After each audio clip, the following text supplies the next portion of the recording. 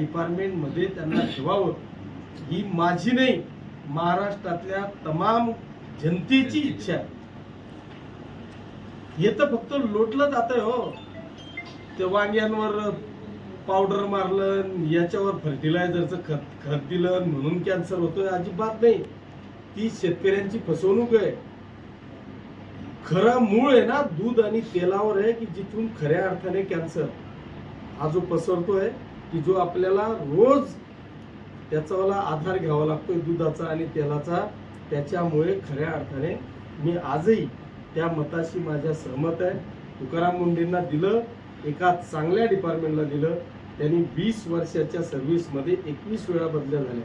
म्हणजे त्यांनी एका चॅनलवर खंत व्यक्त केली की मी आजपर्यंत माझ्या मुलांवर अन्याय केला, की ह्या 21 वर्षामध्ये माझ्या मुलांची कोणाशी दोस्ती होऊ शकते. कारण माझी दर 6 महिन्यांनी वर्षभराने बदली होते. मला तिथून उचललं की मी दुसऱ्या शाळेत कुठतरी मुलांना टाकतोय. त्यांना अजून महाराष्ट्रात मित्र सुद्धा मिळाले.